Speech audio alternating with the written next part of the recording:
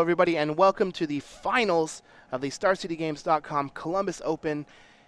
We're playing Modern, brought to you by Ultimate Guard. I'm Chris Van Meter with Andrew Boswell. For those of you just joining us, Tom Ross, Green-White Tron was our first seed coming into the top 8 from the Swiss. Matt Ayers is third. They're about to battle. Tom is on a mulligan to 6. Oh, and my Matt is God. on a mulligan to 5. Jeez, I don't want to talk over you, but that is brutal. And Tom has Relic of Progenitus on turn 1. And this is so relevant deck. against the Neonate, too, because the way Neonate works is you discard the card as part of the cost, meaning that Tom would be able to exile it before Matt would be able to draw it. So if Matt was probably planning on dredging on turn 1, and Tom Ross has 2 Relic of Progenitus in his deck and has it on turn 1. Unbelievable. All right, Tom has another Tron piece and an Expedition map. So that Neonate's going to start attacking. He's going to bring Tom down to 19. It's not sacrificing, unfortunately. And it looks like Matt he does not have another land. He was on a mulligan to 5 here, though. And so if I was Tom Ross, this would make me think that Matt Ayers only has 1 dredger.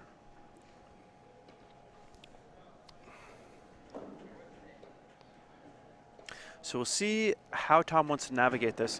He's got a little bit of breathing room. He's starting to get Tron online, so he basically just needs to find a fatty, and he wants to keep a mana open for that Relic of Progenitus so that if Matt Ayers tries to do something fancy and is able to put multiple cards into the graveyard, Tom Ross can just sacrifice the Relic and get rid of everything. All right, so it looks like Matt is going to sacrifice the Neonate and discard a Grave Troll here on Tom's end step. Tom is going to use the Relic of Progenitus to get rid of the Neonate, but the discarded card and sacrifice are both part of the cost. Right, so I misspoke before. They're both in the graveyard at the same time. And Matt is going to dredge that Grave Troll. And Tom choosing to be a little more patient with his Relic of Progenitus means that he wants to get a little more out of this. He's willing to give Matt 1 dredge, and Tom wants to exile a bit more than that. All right, well, Matt is going to hit a Dakmor Salvage on his dredges, and now he's going to dredge back the Dakmor Salvage. Neonate's going to enter the red zone, crack in for Tom, bring him to 18.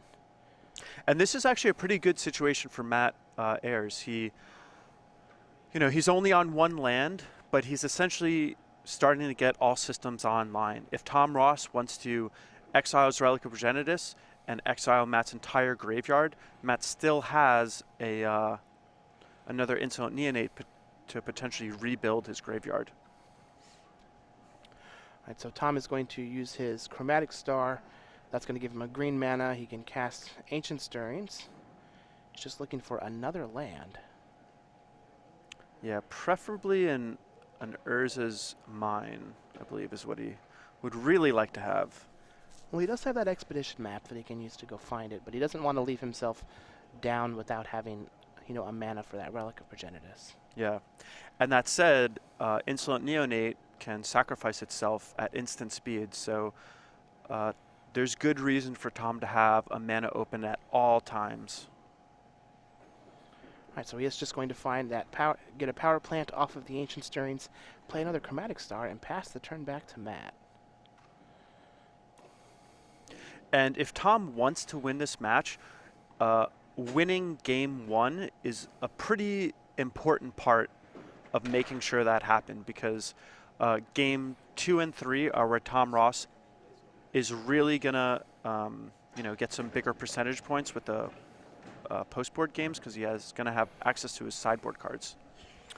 All right, well, Matt is going to dredge at the end of Tom's second main phase. He hits the other Dakmor Salvage along with a Bloodghast. He had discarded a Bloodghast, and there was a... Wow, and Matt Ayers knows exactly what he's doing. This may be his first time in Star City top 8, but it is not his first time on the rodeo. And so now he just gets to untap and Cathartic Reunion, and there weren't any prized amalgams in his graveyard, so he doesn't even lose the prized amalgams. There were just 2 copies of Bloodghast. That was it. There are a couple prized amalgams in this dredge. And I think he hit another Narcomoeba. And now he just hit the Narcomoeba. And with the land drop, he can hit the Bloodghast too, although I don't think he has one. It doesn't look like he has a land drop. Still, Matt set that up perfectly to make it so that he forced Tom to use his Relic of Progenitus, and Matt had planned it perfectly so that he would be able to instantly refill his graveyard. So very well done by Matt Ayers.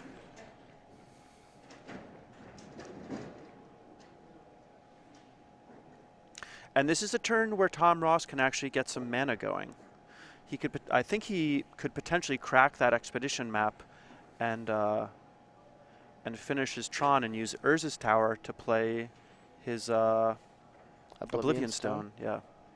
So he does have Tron online, and he can start generating mana. This is a deck, actually, that Ugin is very good against. Oh, yeah. Exiling is very, very relevant.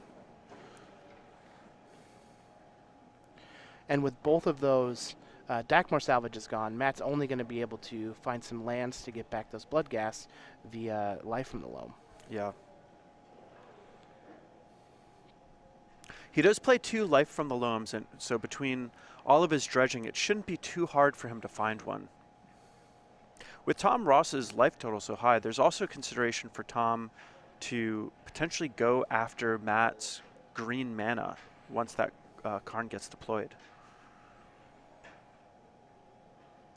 So Tom is going to have 1 colorless mana floating. He's just going to get a star and play it, or a sphere and play it.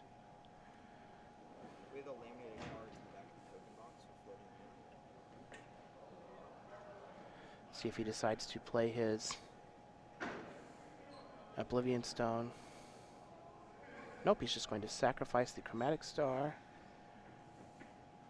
Man, you know what else would actually be pretty good in the sideboard of this Tron deck? Bojuka Bog.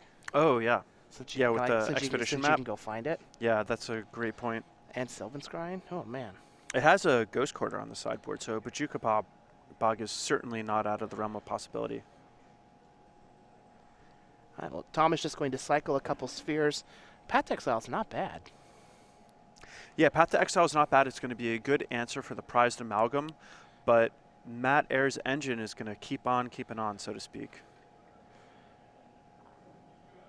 And a land will actually trigger the Bloodghasts, which is kind of nice, too. That land is going to trigger that Bloodghast. So, and it gives Matt 3 mana to flashback any Faithless Lootings that he happens to dredge into. Yeah, he's also potentially going to be able to... It also gives him a 2nd red mana to be able to flashback Conflagrate if he needs to. Yep. And he can flashback Rally the Answers, Rally the Peasants. Yeah. Well, there was a Loam. We're going to get a Narcomoeba, get back Life from the Loam. Yeah, and I would really like to see a Faithless Looting here. Nope, one of those Narcomoebas can't attack. I'm not 100% sure if he has access to a Faithless Looting right now. See Cathartic Reunion, Simian Spirit Guide, and Insolent Neonate as the red cards, but... 3 damage going to knock Tom Ross down to 15. Life from the Loam. It's going to be cast targeting Gemstone Mine. And I think basically what Matt Ayers is doing here is he wants to build up a full grip of lands in his hand so that he could potentially finish Tom off with a big Conflagrate. This also may put him above hand size. Yeah, so he can discard a prized Amalgam if it's stuck in his hand. Right, well, he is just going to play a land and pass the turn. Ooh, Thomas found a Wormcoil Engine, which is not all that bad. Yeah, Wormcoil Engine will do a lot to stabilize the ground, and gaining Tom's 6 life a turn is also going to be pretty valuable. Once we've packed up the play mats and loaded them onto the truck. That said, he still needs to worry about potentially getting punked out of the game by a card like Rally the Peasants.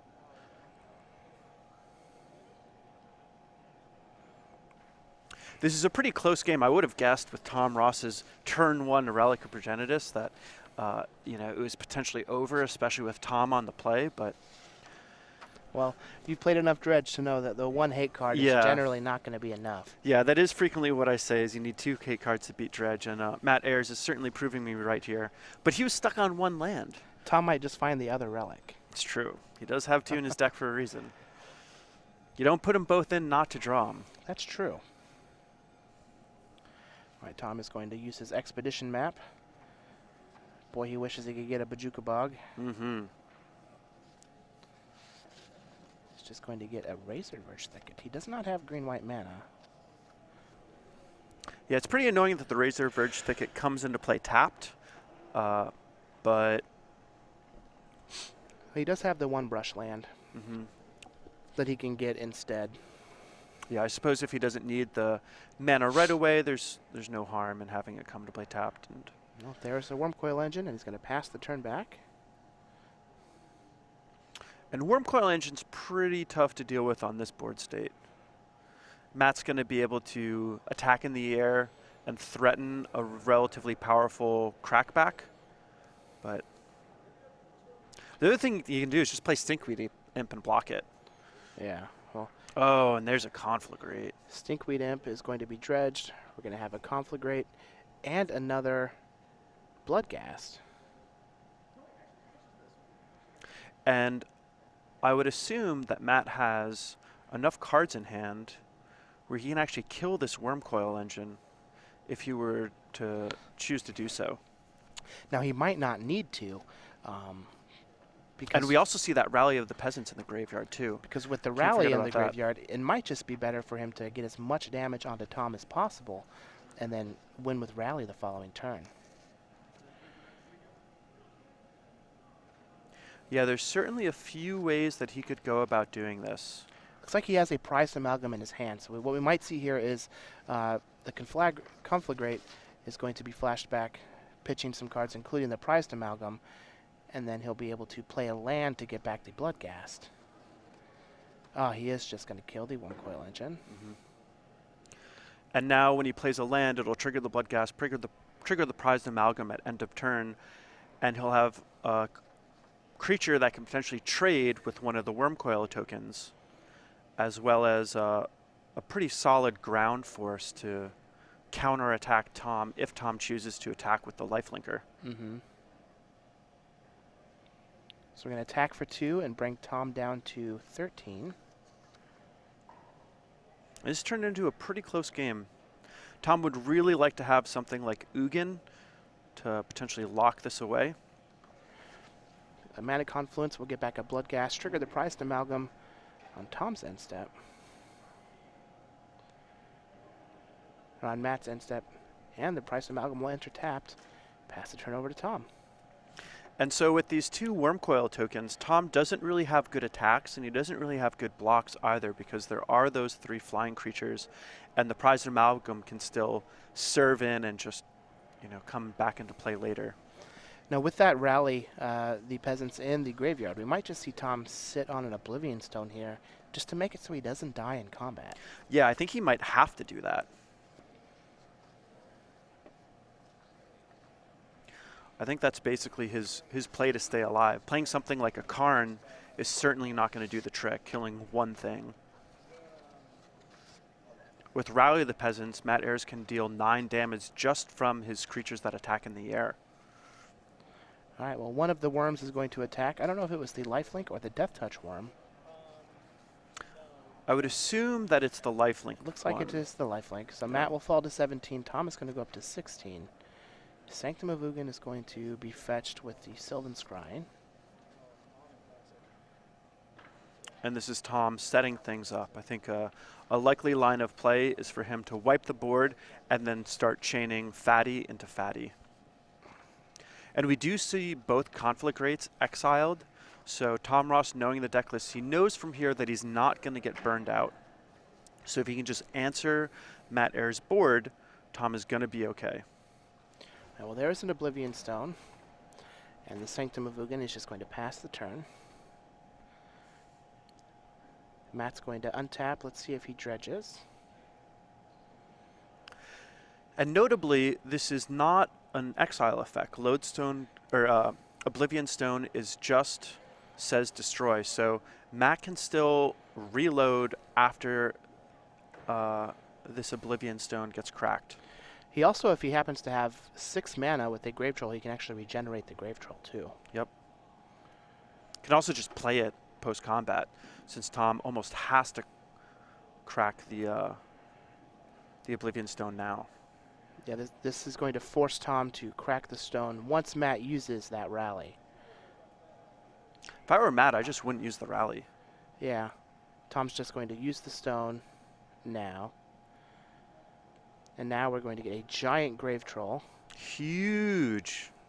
Although it's one individually big threat, and Karn Liberated is very good at dealing with that kind of Which is creature. exactly what Tom has in his hand. So this Yep. this line is playing exactly into what Tom wanted to happen. And let's see how big this guy is.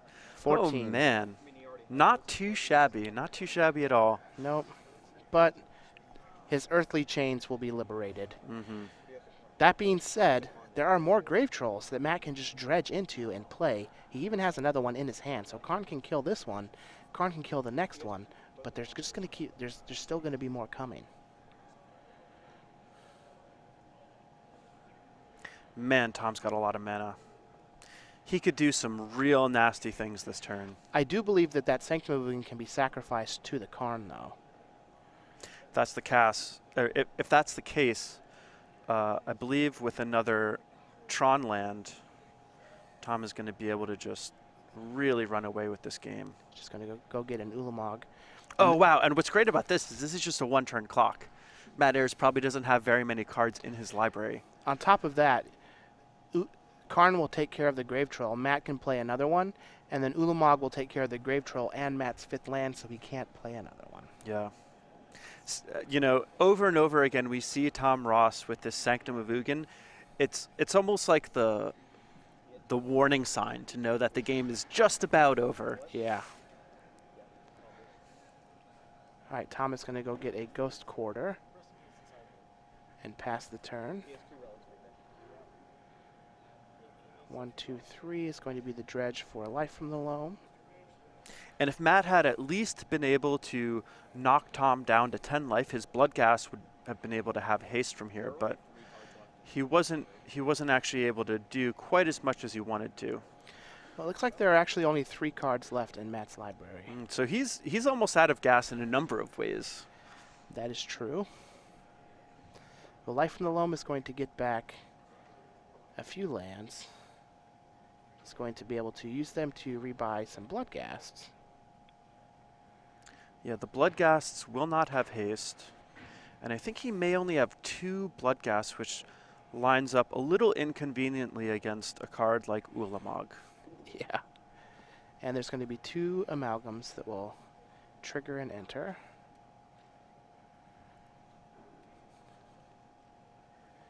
There's a Sylvan Scrying. So Tom will be able to cash in his Karn for one of the Amalgams, and then Ulamog for another Amalgam and a Bloodghast. And that will be about what she wrote. Yeah, and honestly, Tom can even just plus the Karn. I don't even think he needs to minus it here. His life total is so high. The Karn is likely to, or the Ulamog is likely to deal with both the prized Amalgams, and then the Ulamog can block one of the Bloodghasts, and the most damage Matt can push through is just 2 damage.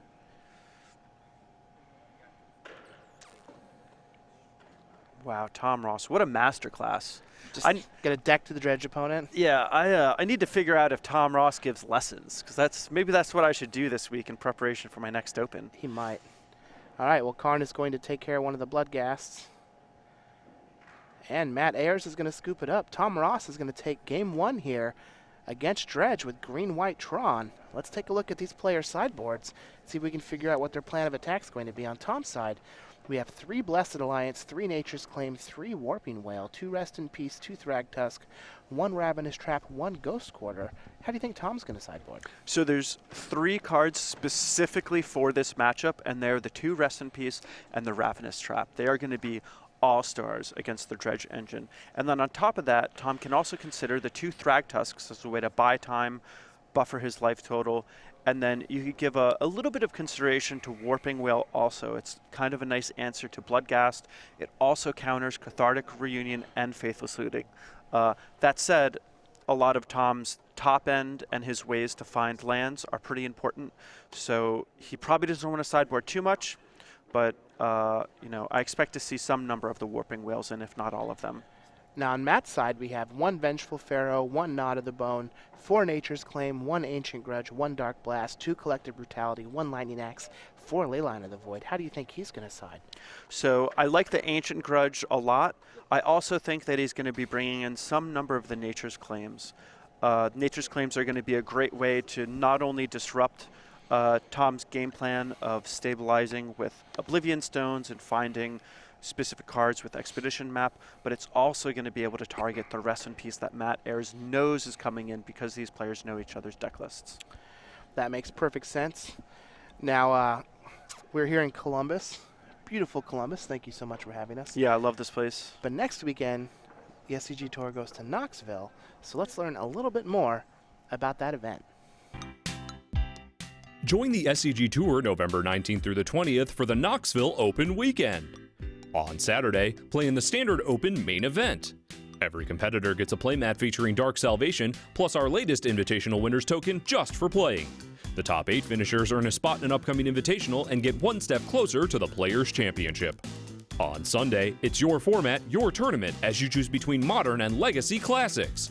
All participants get an Invitational Winners token, Modern players receive a Steel Overseer playmat, Legacy players receive a Sensei's Defining Top playmat, and the top 4 competitors in each Classic qualify for an Invitational. There's plenty more to do in Knoxville. All weekend, play in side events and earn tickets to spend at the SCG Prize Wall. Between rounds, meet the weekend's special guest, Magic artist RK Post. And don't forget to tune into SCG Live as Matthias Hunt, Ryan Overturf, and Nick Miller bring you coverage all weekend long. The Knoxville Open Weekend is November 19th through the 20th. Step into the spotlight. Hello and welcome back to the SCG Tour Columbus Open Finals between Tom Ross and Matt Ayers. Tom is on Green-White Tron, Matt is on Dredge. Tom was our first seed coming into the top 8. Matt was our 3rd seed, so not too shabby, but Tom is up a game here. After watching that first game, still giving Tom the edge, or do we think that Matt might be able to pull it out? I still give Tom the edge. I think it's actually going to get harder in these post-board games because Tom Ross has such good sideboard cards against what Matt is bringing to the table. Matt still is going to have a good chance to win, though. I think those Simian Spirit Guides are something that can pull some serious weight against a card like Rest in Peace that can't come into play until turn 2. And also, we haven't really mentioned this yet, but Tom Ross, he doesn't actually have access to that much white mana. He can use his Chromatic Spheres and Chromatic Stars to make white mana, but he doesn't have that many lands that produce white. And so it may be a little difficult for Tom to actually have a Rest in Peace on turn 2, even if it's in his opening hand. So a Rest in Peace on turn 3 may be what should be expected, in which case Matt Ayers is going to have a little bit more time to get his engine going on. I would expect Matt to win this game because he's on the play, but then in Game 3 with Tom Ross on the play, I think Tom Ross is probably going to be able to take it. All right, well, our players are going to take their opening 7 and decide if it's what they like or not. I wonder if we can have something as exciting as a turn 1 Relic of Progenitus. Well, Matt is going to mulligan.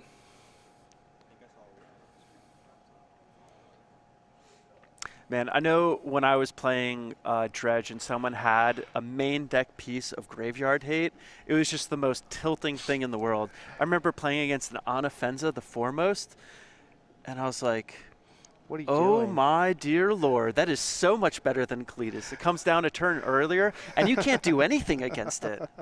And I played against it in a game 1. I was like, oh my god. So, you know, sometimes these happen when you're playing Dredge. There's incidentally some good Graveyard Hate that will sometimes show up in these main decks. All right, well, it looks like Matt is going to 5. While he's shuffling up, let's take a quick look at this prize payout. Just a reminder of what's on the line here. The winner of this match is going to get $5,000 and a whopping 30 SCG points, while the second place finalist will get $2,000 and 25 points. The rest of the top 8 was able to get a decent amount of cash and a handful of SCG Yeah, points. so that means there's a lot of pressure on these two players. The points matter a lot, but this is also a $3,000 game of Magic. It is. Matt's going to keep his 5, and he's going to start off with a Copperline Gorge and an Insolent Neonate. And we'll see if Matt can start dredging before his next draw step. A good time to pop this Insolent Neonate is at the end of your opponent's post-combat main phase, because that way if you can put a Narcomoeba and a Prized Amalgam into the graveyard, they'll both be able to attack on your turn. All right. Well, Matt is just going to attack for 1, knocking Tom down to 19. Tom does have an Expedition map, so he will be able to assemble Tron on turn 3, which is what he's been doing all weekend long. Yeah, it really is. All right, Faithless Looting. And Matt Ayers, you know, we haven't really talked about him a whole lot before seeing him in this top 8, but he's got an innovative take on Dredge. I thought it was a really good call for this specific weekend, and this is his first top 8, and so far it seems like he's been playing quite well. So certainly a player that we're going to need to watch out for in the future. And we're going to see a Stinkweed Imp as the first discard for Faithless Looting. Matt's going to deliberate on what else he wants to discard.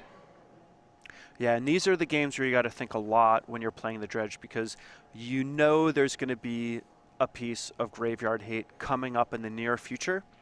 And so you need to essentially budget your dredgers and discard outlets appropriately so that once one piece of Graveyard Hate comes into play, you're going to be able to slog through it.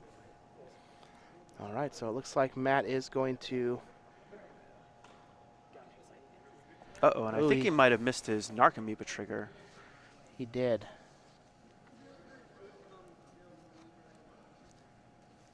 So Maybe the nerves are getting to him. It's pretty scary to be down a game against Tom Ross. And this is a $3,000 match of Magic, so I would certainly be nervous too. And he's just going to pass the turn back to Tom. And there is a Relic of Progenitus for Tom Ross.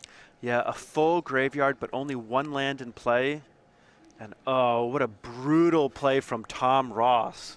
Senpai, notice me, please. Teach me how to play Magic. Tom Ross, I mean, they call him the boss for a reason. All right, well, Matt found a second land, and he has an Narcomoeba, so we got a clock. I mean, you got to win the game somehow. It looks like Tom has some Warping Whales, though, so I don't know if that Narcomoeba is very long for this world. The thing is, Tom Ross can just ignore it.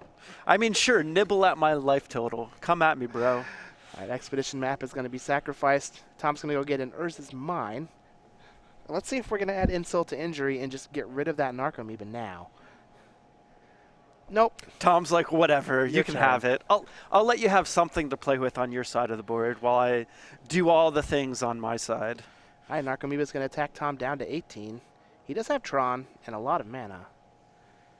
Looks like we're going to get a Chromatic Star, or Chromatic Sphere and a Cycle. He's got a green mana floating. You know, these Relic of Progenituses from Thragtusk. Tom Ross seem like there's something out of, like, fan fiction. I mean, he has it in Game 1, and then in Game 2, he gets to use it to basically completely deplete Matt Ayers of resources. All right, so Thragtusk is going to bring Tom up to 22. Matt's just going to keep fighting the good fight, attacking with that Narcomoeba. Got to win somehow. Tom is going to cycle a Chromatic Star. And to be fair, the Dredge deck is very explosive. Matt Ayers, he could just find something like a Cathartic Reunion one turn with a Dredger and all of a sudden be right back in the game. But it's going to be pretty difficult for him to make that happen, and he still needs to worry about whatever else Tom Ross might have in his hand. All right, Tom is going to cycle another Chromatic Sphere. Got a Chromatic Star and a Sylvan Scrying. It's going to let him go get maybe a Ghost Quarter. Nope, Oh. Sanctum of Ugin. And that's how we know that the game is going to be ending soon. Sign of the The end. Sanctum of Ugin. There's no greater way to tell if a game is going to end This is in not, the next 2 turns. This is not playing fair. There Yeah. is nothing fair happening about Sanctum of Ugin. Every time we've seen it on camera, it has either elicited an immediate concession or it's been a 1-turn clock. All right, Matt's going to attack Tom down to 21. Oh, we got another card to cast. Cathartic Reunion. And there we go. It's going to be canceled by, Ooh. countered by Warping Whale. The discard is an additional cost, And it's a sorcery. Oh, man. So Tom is going to use the rarely used piece of that buffalo. And Tom has been getting the most favorable trades you could ever imagine for. We considered having him use the warping wheel on the Narcomoeba, and Tom Ross just says, no, I've got better uses for this card. And then he uses it as a counterspell against Cathari Reunion, and it's just a blowout. All right, Thragtusk is going to attack for 5, knocking Matt down to 10. We have an Oblivion Stone on the battlefield. Grave Troll is going to be dredged. Now, can Matt Ayers cobble something together? Well, there is 2 Blood Gas and a Dakmor Salvage. Unfortunately, those cards don't even race a Thragtusk. No, they don't. Thragtusk is going to attack for 5. Narcomoeba is going to jump in the way finally. Got to slow down, pump the brakes. There's the Sanctum of Ugin. You did a lot of good work, Narcomoeba. Your efforts will be remembered in all time. Expedition map and a pass. Life from the Loam. Oh, this is going to be multiple Bloodgas triggers. Ooh, and a Prized Amalgam. And you can see the dredge deck starting to rebuild, but unfortunately it's just a little too late. Oh, and Warping Well is going to counter Life from the Loam. Jeez. And now Matt's down to just 1 land. So even if he dredges that Life from the Loam, he's not going to be able to recast it. Tom Ross just has his number every step of the way. Just gets the most favorable trades, puts Matt in the worst position possible. Oblivion Stone is going to put a Fate counter on that Thragtusk, just in case. Expedition map is going to go find another Urza's Tower to add to the hundreds of mana that Tom has available. And if you have little kids in the room, shield their eyes. This is just brutal. Thragtusk is going to attack Matt, dropping him down to 5. And even if Matt happens to dredge the Dakmor Salvage to get back those Blood Gas, they can't block. I can't believe it. How does Tom Ross do it? I mean, we thought this would be close, and Matt Ayers certainly did everything he could, but Tom Ross just did way more than we thought he would be able to in this matchup.